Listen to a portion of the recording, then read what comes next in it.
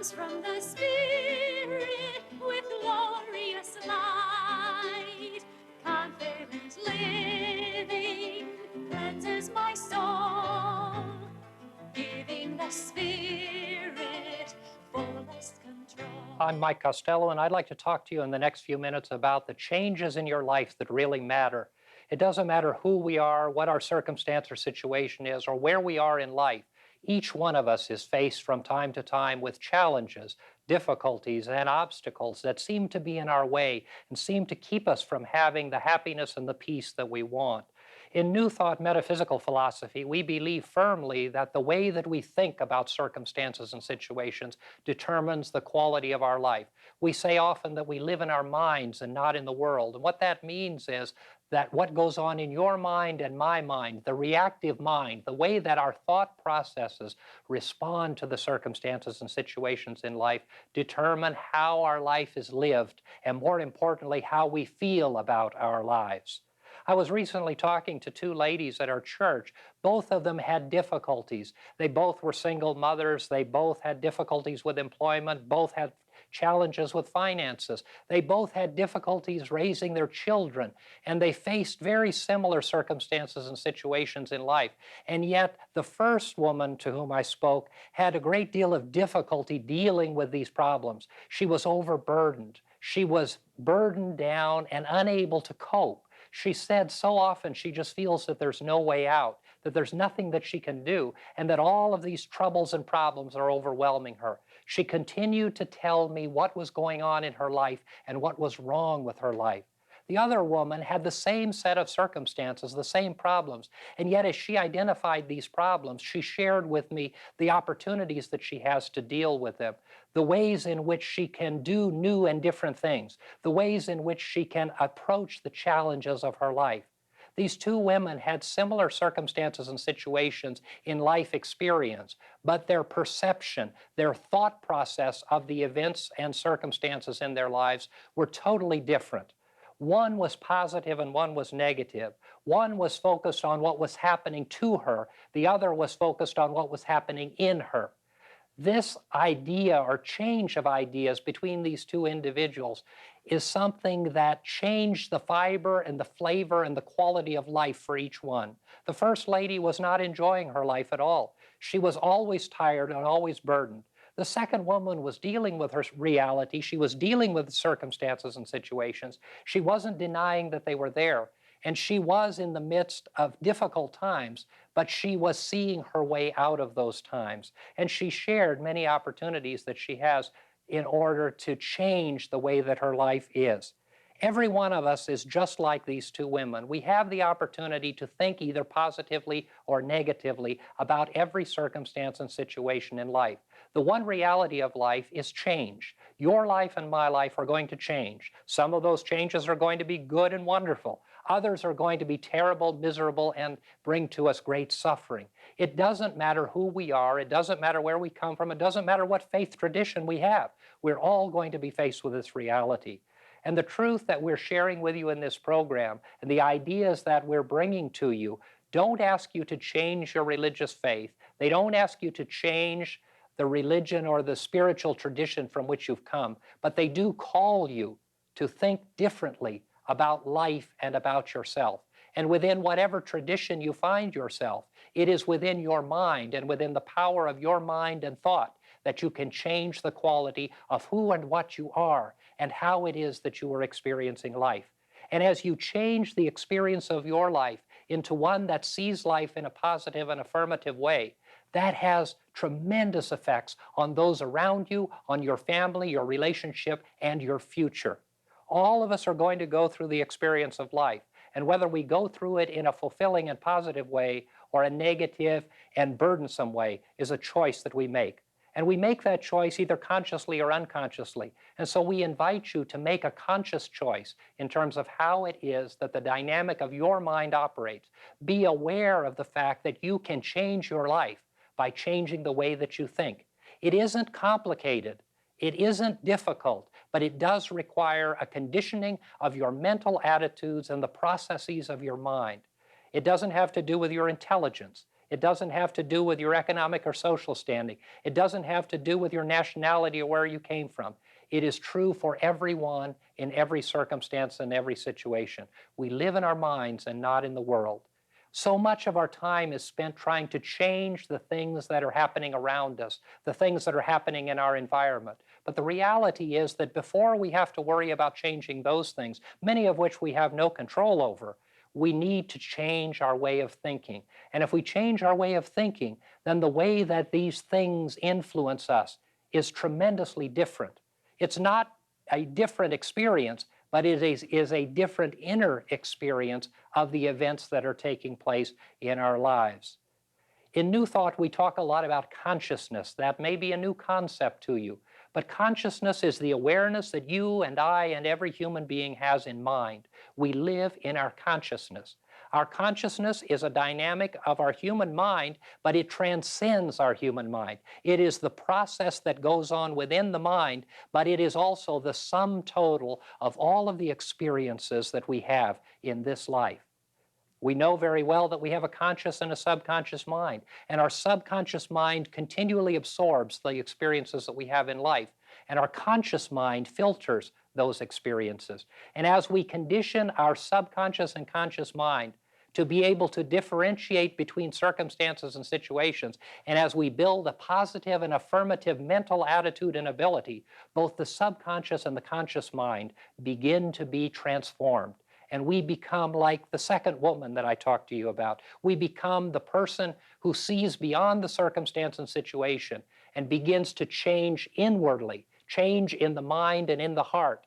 And then the circumstances and situations of life can be dealt with in a totally different way. The situation's not different, the world isn't different, the experience isn't different, but the way that we feel about it is different. And as the way that we feel about it is different, our reaction to it is different.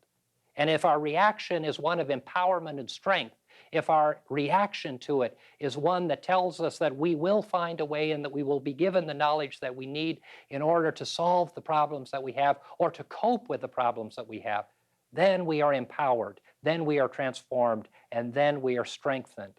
The change that really matters in your life is the change that takes place inside you.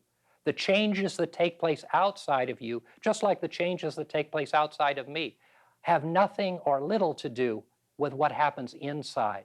What happens inside is always our choice. The way that we respond to life, the way that we see circumstances and situations is up to us and gives us the ability to change from the inside out. Changing from the outside in doesn't work because we simply absorb the experiences of our life. And as we absorb them and get more deeply enmeshed in them, we begin to believe that there is no way, that things are hopeless, that things are difficult, and all of the negative aspects of life begin to weigh heavily down upon us. I'd like to give you some practical steps in how it is that you can begin this process of changing yourself from the inside out. And there are three simple things that I'd invite you to do. You can do them in the privacy of your home, but they need to be done on an ongoing and regular basis if, in fact, you need to make inner changes to develop a way to deal with the outer circumstances and situations of life. The first thing, the first practical step, and there are only three that I'm going to share with you today, but the first is that you identify how it is you operate in character, mind, and consciousness, how it is you operate in your feelings about what goes on in life. Be honest. Be honest with yourself. Are you a person who sees things in a negative light? Are you a person who believes that all of life is difficult and hard and that everything is a struggle, that things are hopeless? Are you a person who gets depressed easily?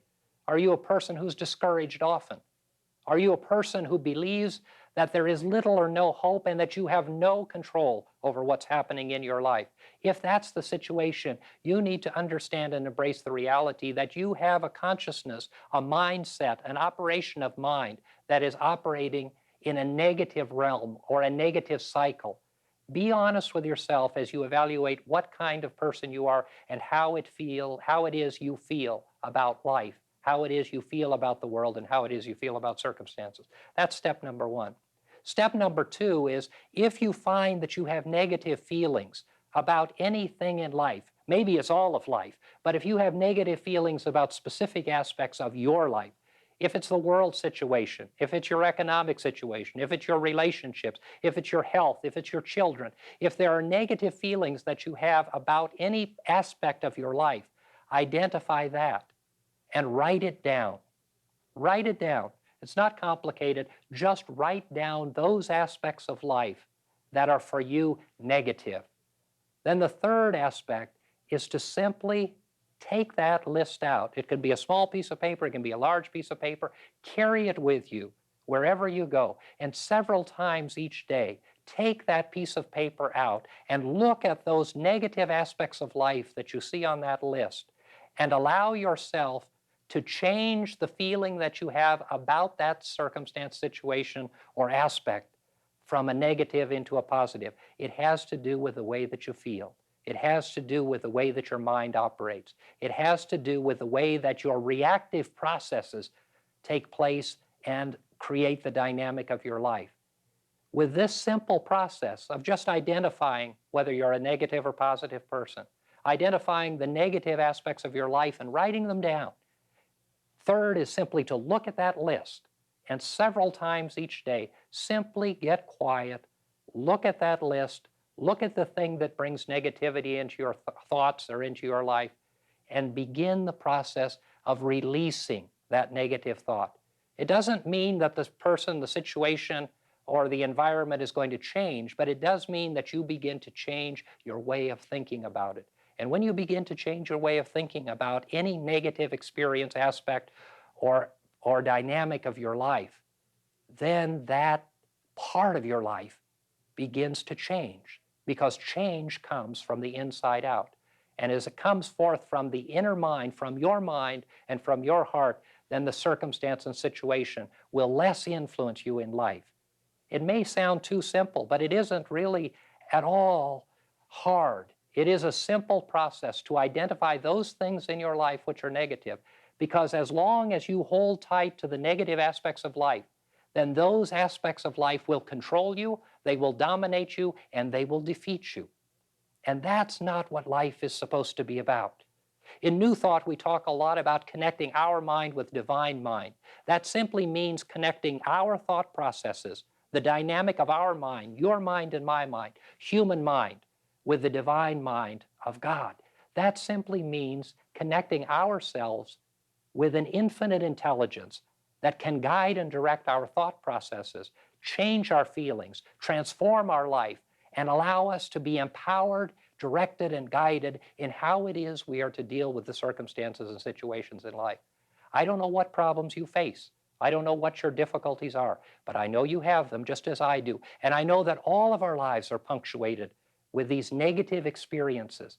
And as we unite our mind with divine mind, as we're able to join our thought processes with a positive process of life and mind, we begin to feel differently, we begin to live differently, and we have changed from the inside out. I invite you to try the process. During the next few days or weeks or months, try it. Get that piece of paper out. Write down those negative aspects of your life and begin to release the negative feelings that you have. As you do, you will feel a positive, affirmative power within your own mind. And as you feel that power, the way that you feel about life in general and in total will change and will begin to be transformed. We believe in prayer and meditation, and we'd like to pause at this point of the program and invite you to join in a moment of quiet reflection. Eternal and loving God, we gather our hearts and minds together in the reality of your presence in the midst of our thought processes. We ask that all of the negative aspects of mind and thought would be replaced with positive, dynamic thoughts of faith, of hope, and of love. And we ask these things and know them in the name of faith, in the name of hope, and in the name of love. Amen. We would like to give you the opportunity to explore and discover in your own home the new thought teachings that this program is sharing with you by sending you a free copy of one of these booklets. Simply address your request to Confident Living at P.O. Box 7726, Long Beach, California, 908 807. Whatever your dream, whatever your vision, you can reach it through confident living.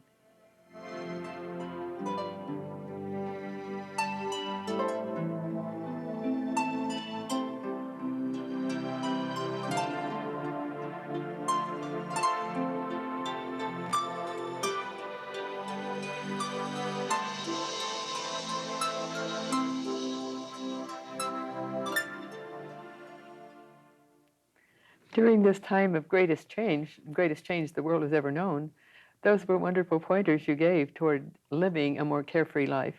I think it's important when we think about change that we remember that we have to change. And so often our tendency is to want to change the circumstance or situation. I know in my counseling work and in yours, we're faced with so many people who want to change their life.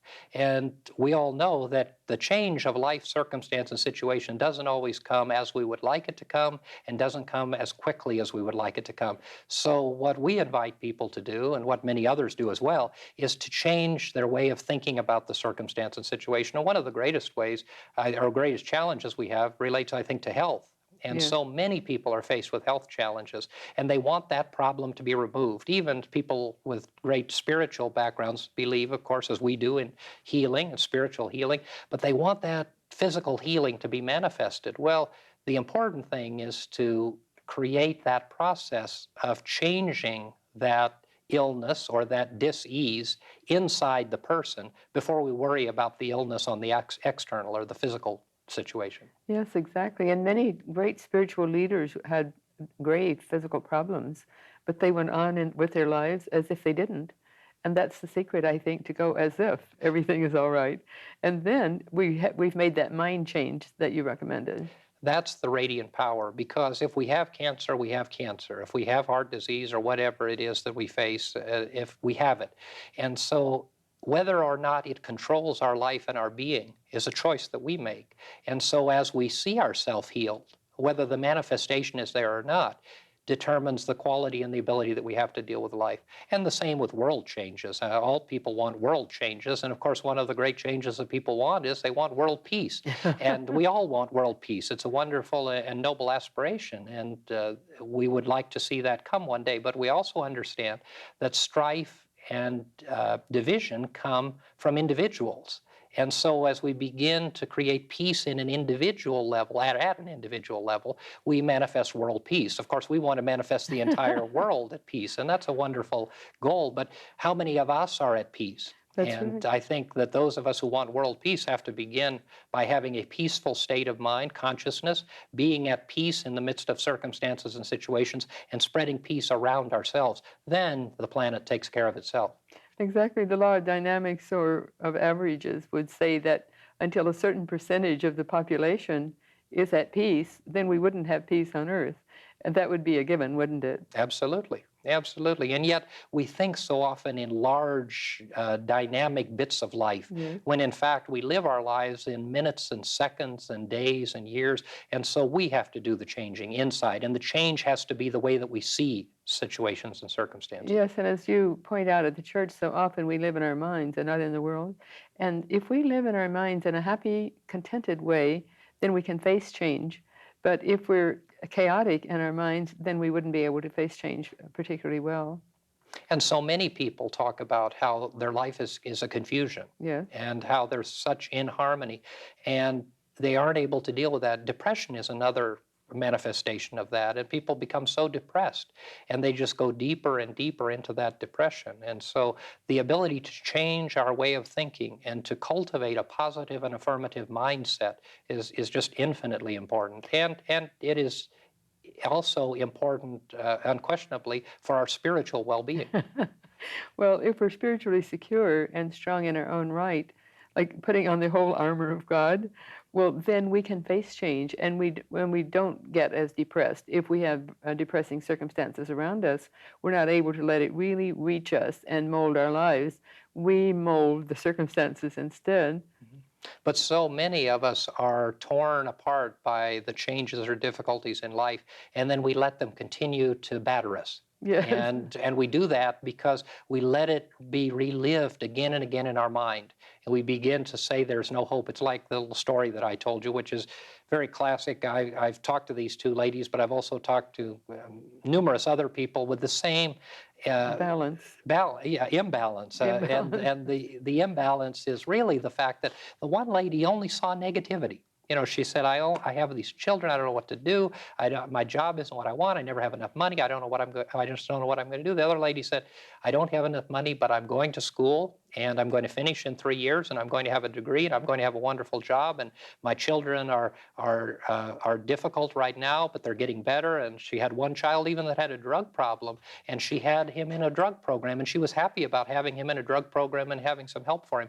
The other lady, had she had a child in a drug program, would have probably become suicidal. And so it has to do with the way that we think. The way we react to the circumstances of life, and we create our own circumstances. We create the reality that we live with, and then as we change our thinking, then our reality seems to change. That's absolutely right. And our thinking does absolutely create our reality. Yes. And a lot of people will debate that and argue about it, but we believe firmly that our thought processes have created our environment. And so whatever it is that we're experiencing, we have participated in, and we continue to participate in it to allow it to continue. It's interesting that it wasn't until the 60s that that phrase became a catchphrase, we create our own reality. And I don't know what people said before that when they talked about getting about the same facts of life.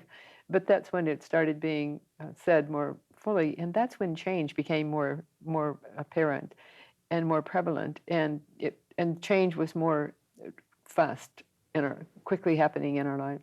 And we began to embrace change in a wonderful way, and we began to be empowered persons. And that was a transition period. And of course, we believe that as we're moving in this time, we're moving through a process of tremendous change and wonderful opportunities for our changing consciousness, our changing world, our changing environment, our changing spirituality, our changing awareness. All of the changes that are taking place are so magnificent and wonderful, and yet in many cases, we're fighting them. Yes, and don't you find that the people who have a rich spiritual life are more able to accept change and face change and not fight change? Absolutely. And I think those who have a spiritual life that is grounded in meditation and silence, that is inclusive rather than exclusive, that is open, and that is welcoming to people of all faith traditions and draws richly upon the unity of all people and the respect for all people, those are people who are at peace. And those are people who are dealing with this changing time in a positive and affirmative way. Exactly. And people who are serene are those people who face change, and vice versa. So if people can just stay serenely confident that their faith is going to be justified, that God is in his heaven and all is right with the world, and they are a part of Creator God, and they do have a connection there, then they can find that channel through meditation. And I think that's the secret, don't you? Absolutely. And that process, as we call it in our faith tradition, being centered in the awareness of our unity with God at all times, and that as we are centered, we are then able to deal with circumstances and situations. Exactly. It doesn't matter what religion that person might embrace. That would be totally irrelevant to the question. The question is, can they be quiet enough and silent enough and centered enough to attune to Creator God's own energy? When they do, then they'll find that they can accept whatever life brings. Mm-hmm. Very, very important for us to accept what life brings us. Yes. And as we accept it, then we're serene in our surroundings. We're content with what life brings us, and we're willing to make the necessary changes within ourselves to go on in just that way. Mm-hmm. It's tremendously important that we're able and are willing to make those changes within ourselves. Yes, that's the important thing, and that's the only way we can really change, is to change within ourselves. But so often we resist changing, period, let alone changing within ourselves. And so we hope that during these few minutes, as Dr. Freelander and I have shared with you ideas of confident living, that you will embrace the reality of changing the way that you think and changing the way that you feel about life. We look forward to seeing you next time. This program is a community outreach of Christ Church. Dr. Mike Costello speaks each Sunday morning at 11 a.m. and Dr. Iris Freelander speaks on Wednesday evenings at 7 p.m. at the church. On Sunday evenings at 6 p.m., there is a meditation and healing service. Come and join us. You will be warmly welcomed.